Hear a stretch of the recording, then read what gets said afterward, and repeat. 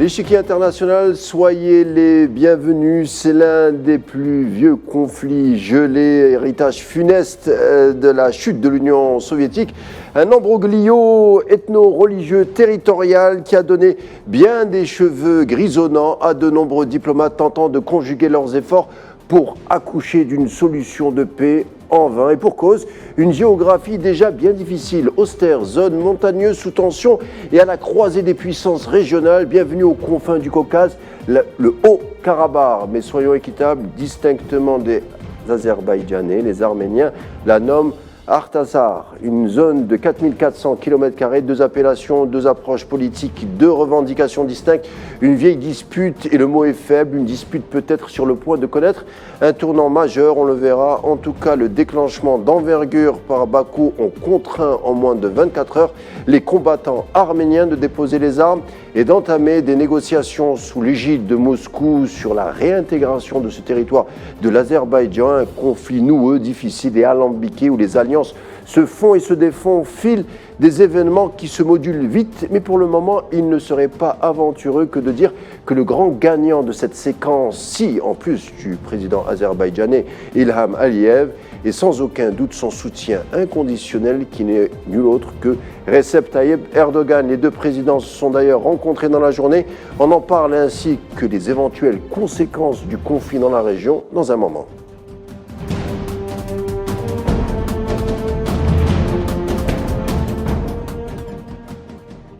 Une dizaine de blindés, des centaines d'armes légères déposées, les unités des combattants du Haut-Karabakh rendent leurs attirails de guerre après l'annonce du cessez-le-feu, synonyme de victoire majeure pour le président Ilham Aliyev dans sa volonté de prendre le contrôle de cette région majoritairement peuplée d'Arméniens d'ailleurs, et théâtre de deux guerres, l'une en 88 à 94 et l'autre à l'automne 2020. D'autres sont-elles à prévoir? Pour en parler, tout d'abord, nous accueillons Manuel Pouchelet, un habitué de nos plateaux.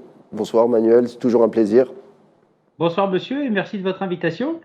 Le plaisir est pour nous. Et avec moi sur le plateau, mon confrère Sofiane Baroudi, qui a suivi d'ailleurs le conflit avec attention et qui nous donnera ses appréciations. Salutations Sofiane. Bonsoir Khaled. Alors, mais avant de lancer les débats, messieurs, imprégnons-nous de la thématique du jour avec les images de la rencontre entre Recep Tayyip Erdogan et son homologue azerbaïdjanais Ilham Aliyev. C'était aujourd'hui et ça se passe à Nakit Echevan. Il y a 5 jours, nous avons pleinement assuré et restauré notre pleine souveraineté grâce aux mesures antiterroristes adoptées en moins de 24 heures. L'armée arménienne, qui était illégalement installée sur le territoire de l'Azerbaïdjan, s'est rendue. Elle a accepté nos conditions et ainsi, l'Azerbaïdjan a pleinement assuré la souveraineté de son propre gouvernement. Les habitants de la région du Karabakh sont des citoyens azerbaïdjanais, quelle que soit leur nationalité. Leur sûreté, leur sécurité et leur bien-être seront assurés par l'État azerbaïdjanais.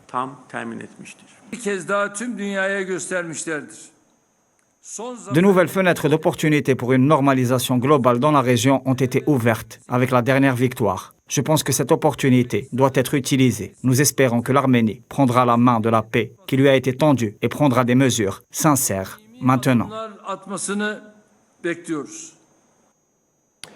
Manuel Pouchelet, débutons par vous, si vous le voulez bien. On l'a dit, une guerre qui dure depuis longtemps entre l'Azerbaïdjan et l'Arménie.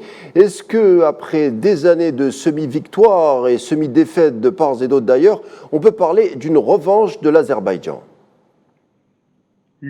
Parler de revanche de l'Azerbaïdjan, de toute façon, est peut-être un petit peu trop tôt parce que vous savez qu'il y a derrière l'Azerbaïdjan, vous avez la Russie, l'Arménie aussi.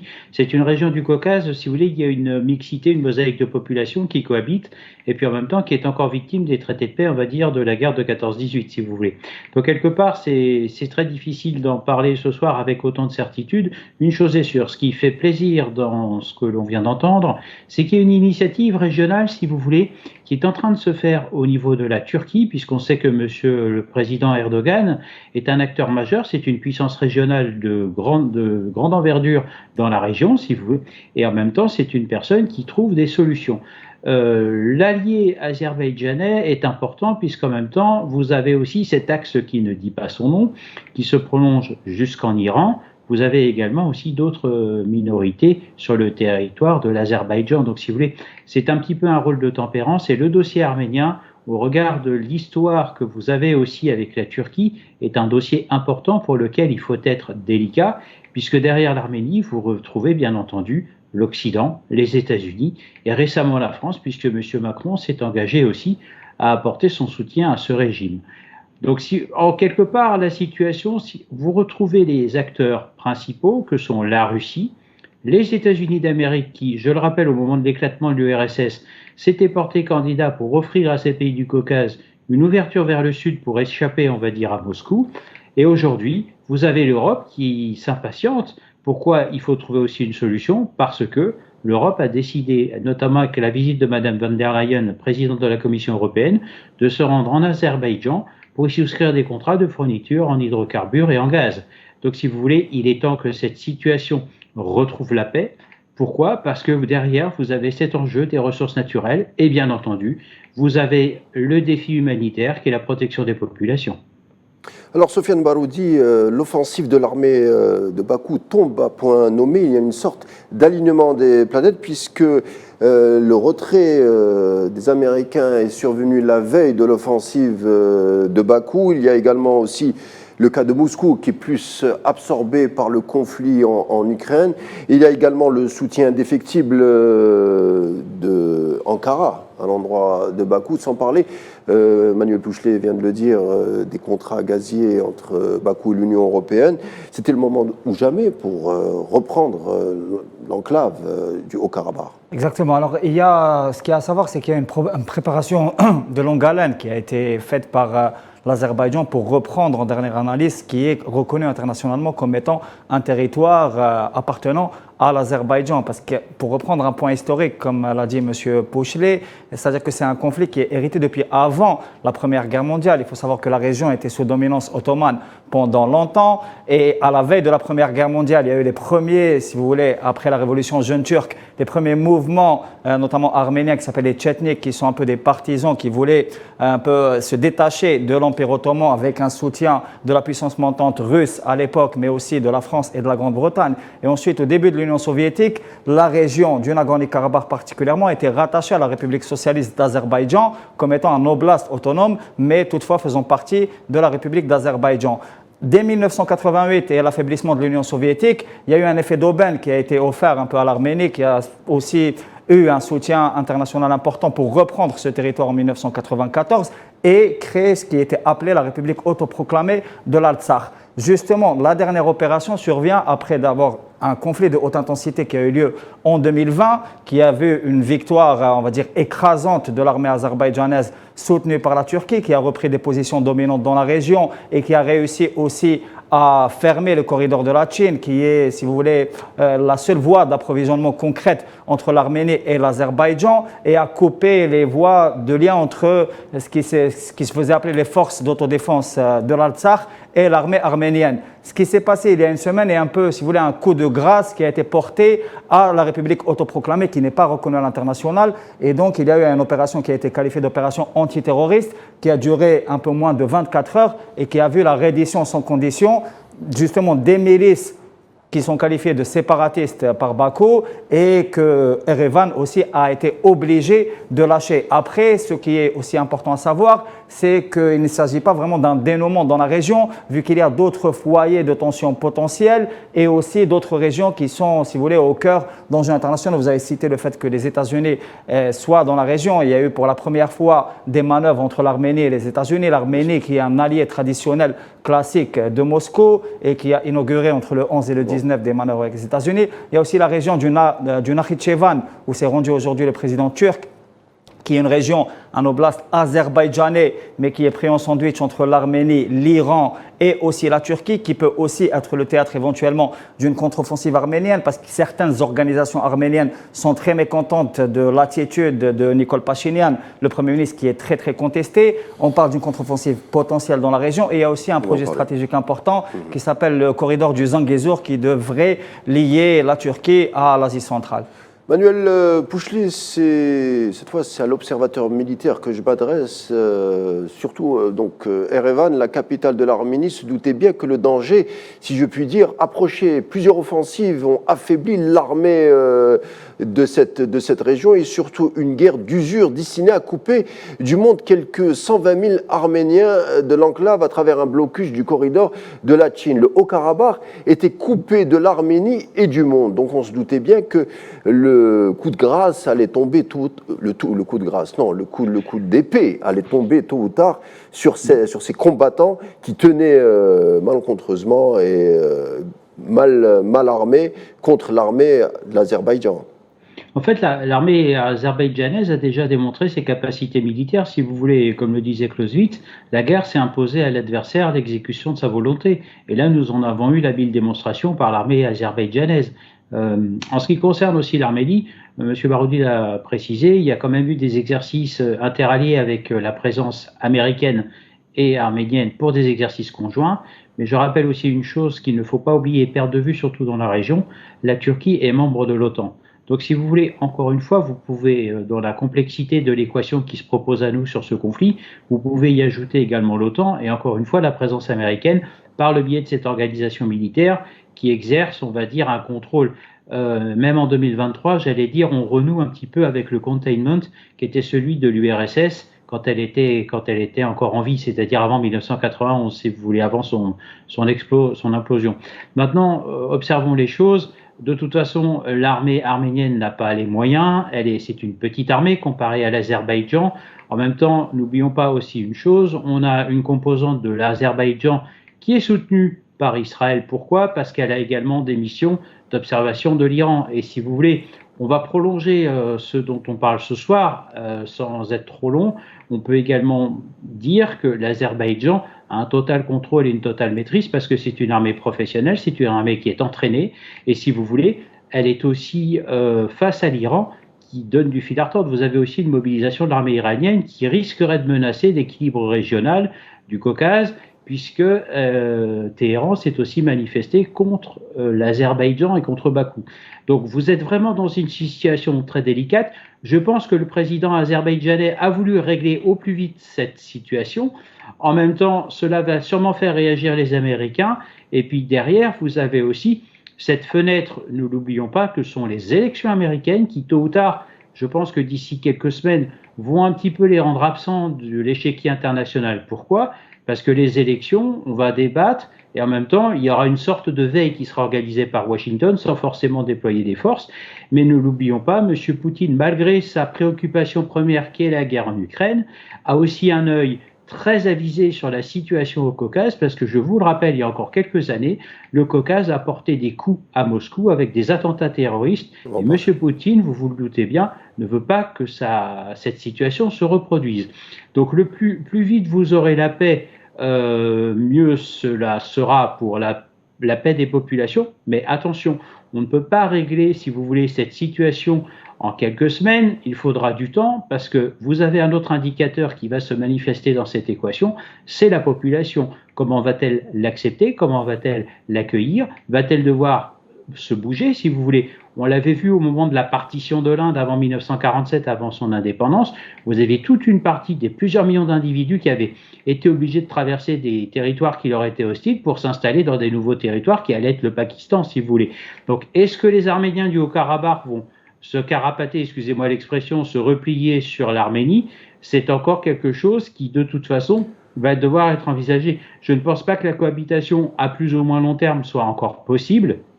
Vous savez, le proverbe cambodgien vous le dit, hein, ils ont la montre et nous avons le temps. Je pense que les Azerbaïdjanais, en tous les cas, souhaitent régler ce conflit de manière rapide. Il semblerait que le Premier ministre arménien ait quand même une écoute active suite à ce qui s'est passé pour sauver l'honneur, comme on dit en diplomatie, et qu'il est grand temps de trouver une solution pour satisfaire ces deux populations qui cohabitent, si vous voulez, sur un terrain qui est lié, je le rappelle, au traité historique de cette Première Guerre mondiale qui porte encore ses nuisances aussi en 2023.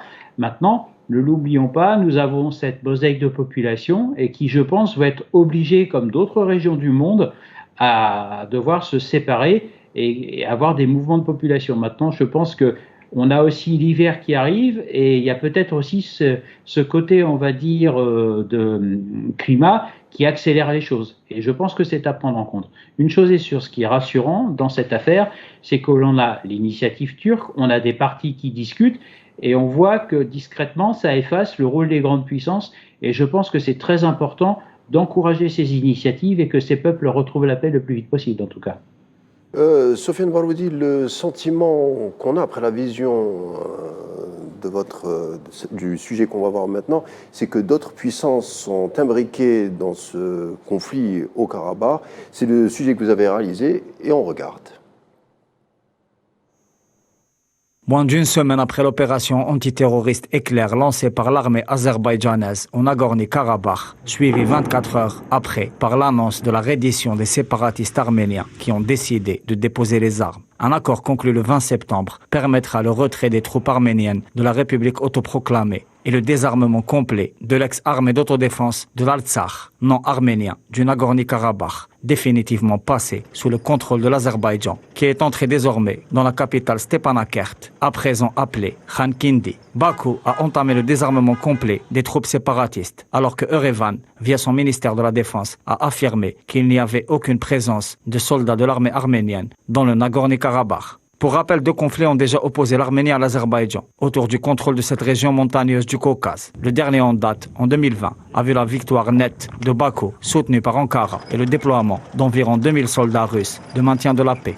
Le corridor de Latchin, seule voie d'accès reliant le Karabakh à l'Arménie, est sous blocus depuis de longs mois, même si d'autres voies d'approvisionnement comme la route d'Agdam permettent l'acheminement de marchandises à la province. À ce propos, Nikol Pachinian, le Premier ministre arménien, est largement contesté par une vague de manifestations citoyennes qui secouent Erevan, alors que des sources médiatiques évoquent également une tentative avortée de coup d'État. Pachinian, qui devrait rencontrer le président azerbaïdjanais Ilham Aliyev au début du mois prochain, a virulemment critiqué le rôle de Moscou, allié traditionnel de son pays, et a opéré un mouvement de retournement d'alliance illustré par des manœuvres militaires inédites entre l'armée arménienne et l'armée américaine qui ont eu lieu du 11 au 19 septembre dernier. Le ministre des Affaires étrangères russe Sergei Lavrov a exprimé à la tribune de l'ONU que la direction arménienne avait tendance à jeter de l'huile sur le feu. Il a également estimé que des puissances occidentales agissaient en marionnettistes afin de limiter l'influence russe dans cette région à l'importance stratégique névralgique. Pour sa part, le secrétaire général des Nations Unies, Antonio Guterres, a rencontré le chef de la diplomatie azerbaïdjanais, Ceyhun Bayramov. Il s'est dit préoccupé par l'escalade dans la région et a exprimé l'importance du respect du cessez-le-feu. Guterres a également apporté son soutien à toutes les velléités permettant de parvenir à une paix durable. Pour rappel, plusieurs pourparlers entre les deux parties ont été organisés sous médiation américaine, européenne et russe, sans toutefois parvenir à un apaisement durable des tensions. Bakou a affirmé sa volonté de garantir la paix et la stabilité dans la région. Toutefois, des questions restent posées sur l'avenir des Arméniens du Karabakh, dont beaucoup ont décidé de quitter cette zone, se dirigeant vers l'Arménie. En effet, la région caucasienne est un épicentre stratégique d'importance globale, où se meuvent tous les grands acteurs géopolitiques de l'échiquier international. À ce propos, le président turc Recep Tayyip Erdogan se rendra dans la province azerbaïdjanaise du Nakhitchevan, où il va rencontrer son homologue Ilham Aliyev, afin de discuter des évolutions de la situation internationale et régionale, ainsi que du processus de désarmement des troupes séparatistes arméniennes.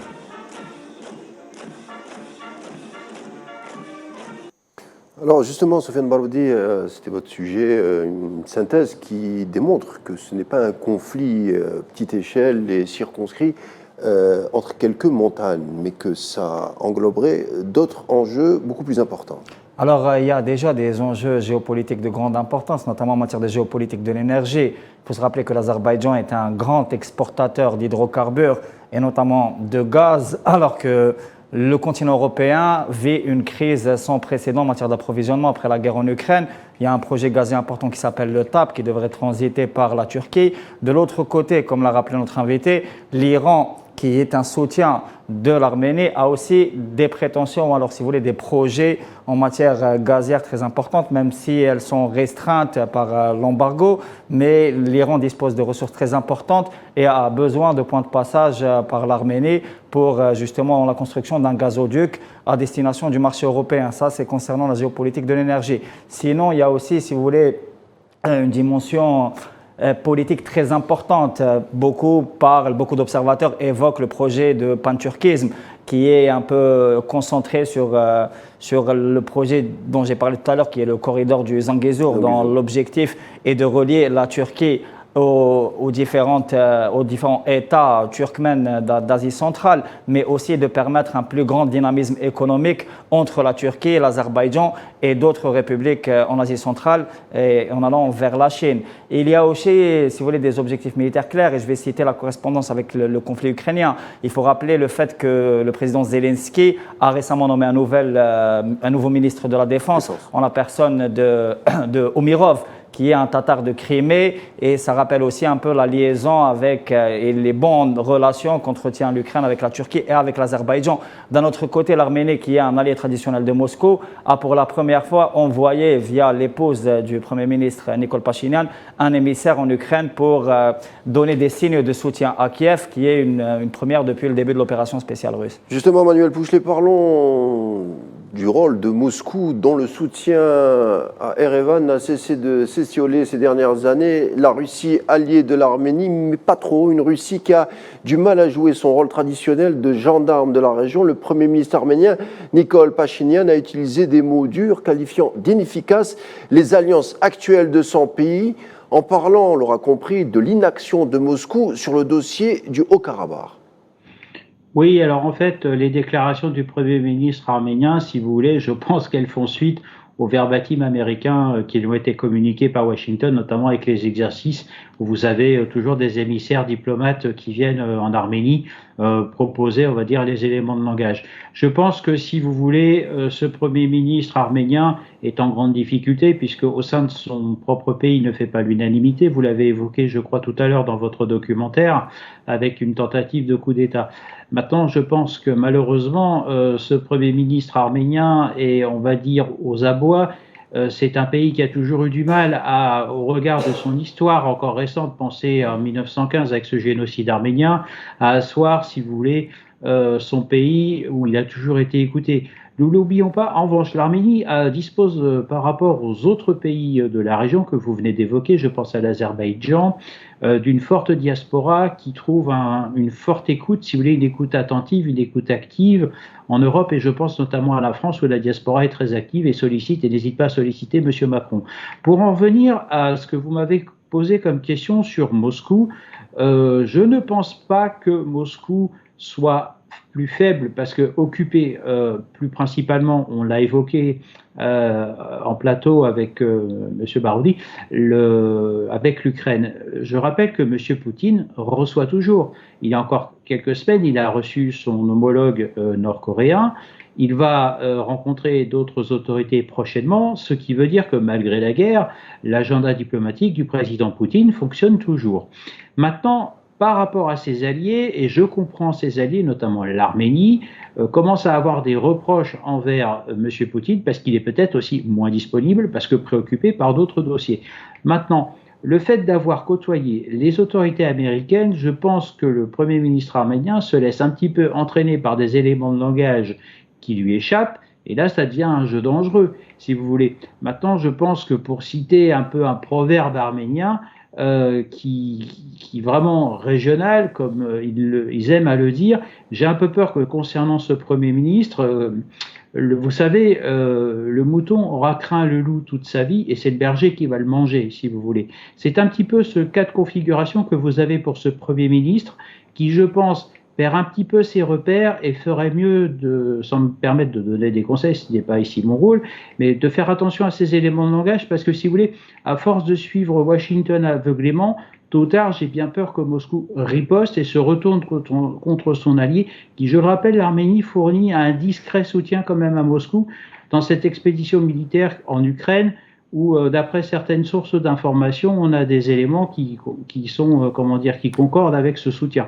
Donc voilà, soyons prudents. Nous sommes dans une escalade verbale, ce qui est toujours le cas dans ce genre de conflit, qui est très difficile à déchiffrer, à décrypter, et il faut rester prudent. Voilà, je pense que le Premier ministre arménien est aux abois, qu'il cherche du soutien, Mais malheureusement, sa stratégie risque d'être écourtée, comme je vous l'ai signalé, pour conclure, par des élections américaines qui vont les effacer un petit temps de la scène internationale, en tout cas. Alors, parfait. Soyons prudents, mais essayons d'interroger le futur. Est-ce qu'on peut dire que l'armée d'Azerbaïdjan va pousser plus loin son offensive? Ce qui est sûr, c'est que l'Arménie avait, pendant les années 90, réussi, si vous voulez, militairement à avoir la primauté ou alors à contrôler des territoires qui sont internationalement reconnus comme étant des territoires de l'Azerbaïdjan. Actuellement, l'armée azerbaïdjanaise, et notamment via son alliance, comme l'a dit le président turc, avec la Turquie, dispose d'une puissance de feu beaucoup plus importante que celle de l'Arménie. En plus, il y a le facteur politique intérieur à l'Arménie. Il faut rappeler que déjà au départ, Nikol Pachinian vient d'un processus de révolution colorée qui était soutenu par le lobby arménien, notamment en France et aux États-Unis. Et l'objectif du mandat de Pachinian était de sortir l'Arménie, si vous voulez, du giron de Moscou, ce qu'il n'a pas pu faire. Et il est lui-même actuellement sous grande pression à sa droite, mais aussi à sa gauche, et il y a aussi des velléités de renversement de son régime qui n'a pas pu atteindre ses objectifs déjà sur le terrain et qui n'a pas aussi réussi à atteindre l'objectif principal qui était de rapprocher Erevan de l'Occident. Actuellement, l'Azerbaïdjan dispose déjà d'une puissance économique beaucoup plus importante et je pense que son lien avec la Turquie sera déterminant pour l'avenir. Voilà, en guise de conclusion, merci Sofiane Baroudi pour tous vos éclairages. Je tiens également à remercier Manuel Pouchelet qui était avec nous.